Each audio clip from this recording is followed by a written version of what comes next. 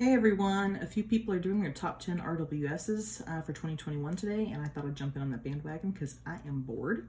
For the purposes of this video, I'm only going to look at decks that are Pamela Coleman Smith's artwork in some capacity. They could be drawn over, traced over, slightly redrawn, but if it's entirely new artwork, like it would be with like the J.K. Waite or the Royal Fez Moroccan, I am not including it on my top 10 because they're RWS style, not RWS in my brain. I'm also not going to rank these three because there's no ranking these three. They'll always be in my top. It's ridiculous. My PMD, my Yellow DeLawrence, and one of my Blushing Fools. I mean, like, literally, I would run into a burning building for at least two of these decks. So I can't put them on a list because that's just unfair to all my other RWS decks, and slightly less interesting of a video. So there's that. So without further ado, let's get started. Up first, I have an honorable mention because I couldn't not mention it.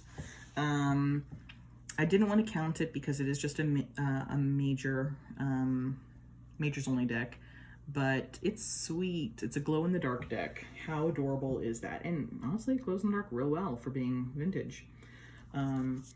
It's just a ridiculous thing, and I love it. So, honorable mention. For 10th position, I've got a vintage Albano Waite. This is my reader's copy, and if you had asked me 4 months ago if I would have included an Albano Waite on my top 10, I would have kind of laughed. It's not my favorite deck in the whole wide world. I've grown to appreciate it thanks to my friendship with a woman named Nancy who collects these and I think literally has every single copy ever, not every single copy, but every single different copy ever made. Like one example from each at least. So I've come to appreciate it a lot more. I've researched into what happened to Frankie Albano, and that was a fun little moment of my life.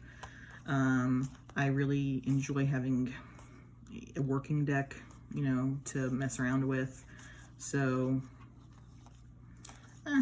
it's on my top 10. Probably narrowly beating out the University Books deck. That is another good favorite of mine. And who knows, maybe next year University will be on and Albano will be off. That's the way things go.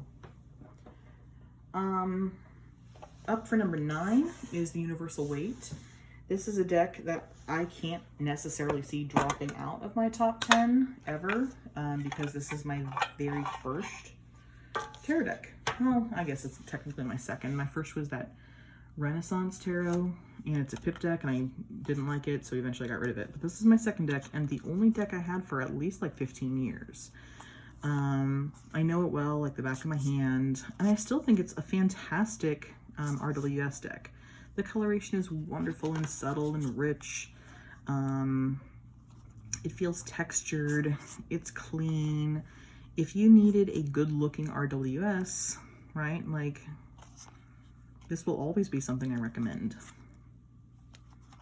She's pretty, right? You can very easily see facial expressions. It's great. So yeah, Universal will always be somewhere on my top 10. Currently at position 9. If you are going to get a Universal, it's really a good idea to search out one of the vintage ones from the 90s. The cardstock is a little bit better. Number 8 on my list is Rial's Pam's Delight. This is Saskia Jansen's Roses and Lilies, but photoshopped a bit so that it's borderless and has some cool coloration effects. I tend to like this one because, you know, it has a little bit of texture. I find that her Pam's original is a little bit on the bright side.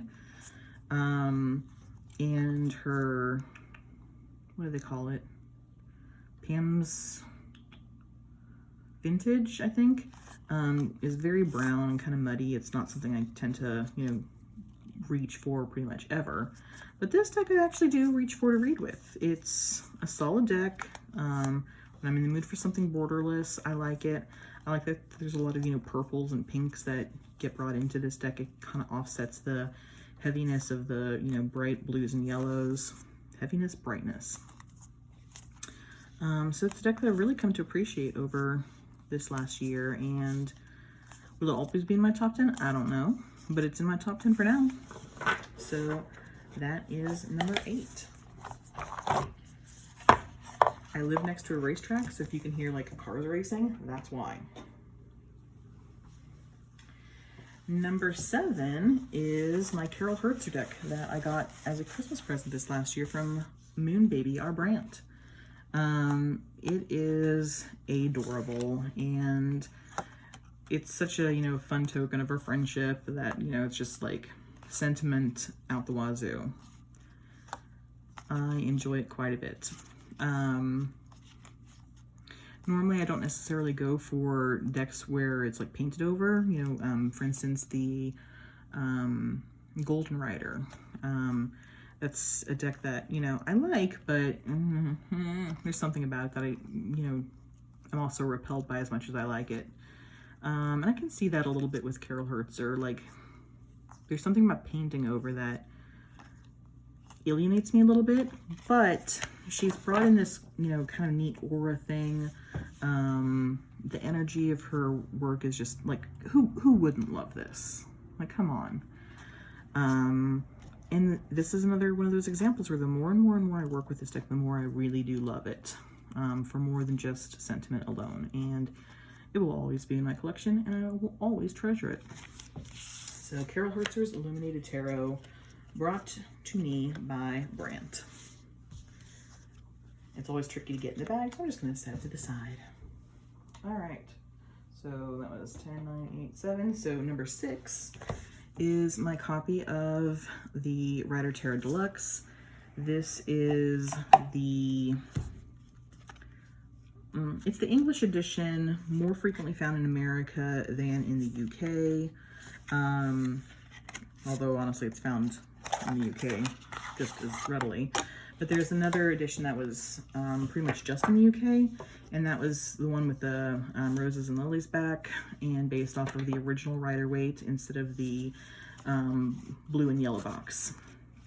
This is the blue and yellow box one, so it's the same blue and yellow box artwork that I know and love. The same thing that honestly is the Blushing Fool, just the Fool isn't blushing and the colors are slightly skewed with time.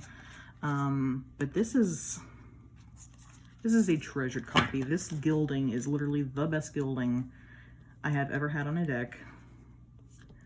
Like, I just want to stroke it. It's just gorgeous. I will never read with it because I will never damage that gilding, and my deck is in fantastic condition. My box is in fantastic condition. Literally, it's like been on a shelf. So it is a deck I love ridiculously and will never ever read with. So that is, what is that? 10, 9, 8, 7, 6. This is number 6. All right.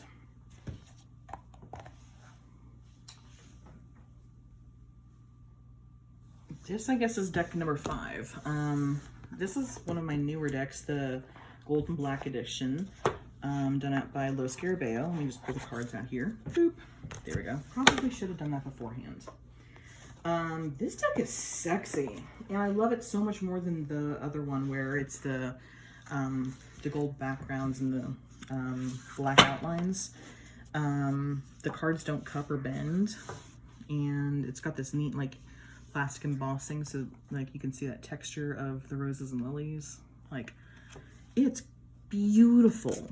This is probably my, I was gonna say it's probably my most favorite Los Scarabeo deck ever, but I just realized I have another Pam deck ranked higher than this.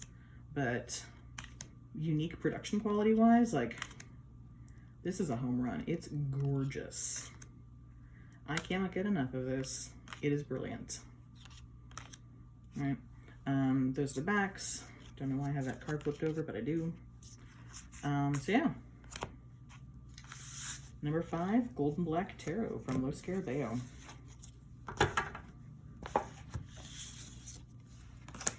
So that brings me to number 4, and that is the Dirty Pam. This is a copy that I have trimmed down and put into a box that I designed. Everyone calls this deck the Dirty Pam, so I just kind of, you know, went with that. And I did change out the card in here to be this 3 of Cups, because to me this is a deck that has kind of brought the tarot community together in a lot of ways. It's kind of how I found the online tarot community. Just kind of like trying to figure out what this deck even was. So I really enjoy it. And I have always wanted a copy that was trimmed down. So I eventually did that. I made myself do it. And there it is. Right. I also have a copy of this that isn't trimmed, which was very useful for my psyche. But I've been, you know, reading with this an awful lot as of late. Now I've got this trimmed copy, and I've just like fallen in love with this deck all over again. The cardstock is fabulous. The colors are fabulous. I've got no notes. Another amazing thing by Los Garibay. Actually, I do have a note. I'm not a huge fan of the Pam B line artwork, and that's what this uses. I wish they'd use Pam A, but who am I? Who am I? All right, so that's my number 5.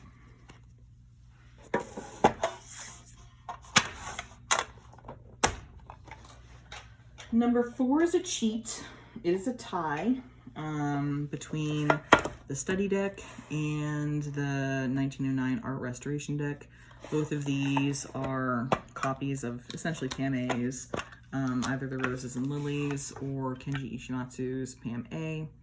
And there's some difference, like there is difference between Roses and Lilies and Pam A, but they're both really great copies of these early decks. I reach for them all the time for reference. I actually do read with them quite a bit, particularly the study deck. I think if I did have to have one edge out over the other, it would probably be the study deck. I know some people are like, oh, it's so dark. I like that, and Pam A was a darker deck, right? So yeah, those are my 2 tied for number 4. Number 4, number 3. Yeah, number 3. The Dirty Pam was number 4, so those 2 would be number 3. I cannot count. Number 2 is a deck that is very special to me. This is a deck that Brant has been working on for nearly about as long as I've known him. We started being pretty decent friends not too far in before the pandemic hit. And when the pandemic hit, he got laid off. I was essentially laid off because I'm a teacher and school was not schooling. I wasn't supposed to give the kids anything more than like 15 minutes worth of work a day. Like, come on, like what was I gonna do with my life? The kids weren't even turning in work, it was bad. So he and I both had a lot of time on our hands, and we both decided to kind of like teach ourselves Photoshop. And Brant kind of fell in love with the Hoi Polloi deck, and he recolored the entire deck. And fairly recently, I finally like got a copy printed, and it's gorgeous. Look at that. He used all these beautiful sherbet colors, changed up this font. It now looks like super 1970s. Very like Summer of Love, which I guess is 1969, but you know what I mean. Like, ugh. Like, words cannot say how much I love this deck. He also has my opinion for a lot of things on this deck, and, you know, I'd be like, no, I really don't like the way you've colored that. Can you switch this color around with that color? I helped him even, like, you know, pick the font, which was kind of fun. And I think he actually gave me, like, an editor's credit somewhere on this. I don't have that card. I forgot to print that one out. But yeah, so this is his little baby deck, and I love it. It is my favorite. I know that when he does eventually get these like printed out, he's going to change like these 2 cups to 2 of cups, like Ace of Cups, like that. So I know that that's going to be a change. But yeah, this is a fantastic deck. I have been reading with it pretty much nonstop since I got it, and she gorgeous. I love her ridiculously. So that's my number 2. And my number 1 is the deck I reach for all the time, but have yet to actually like feature on my channel. And that is the CS Tarot.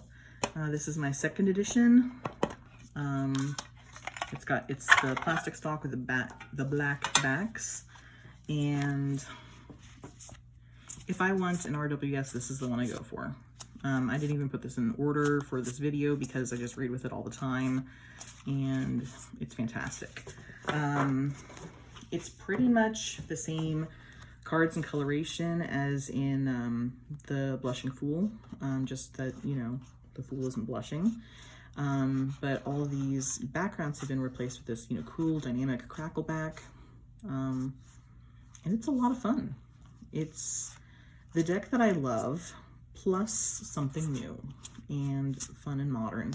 And I love the brown borders, right?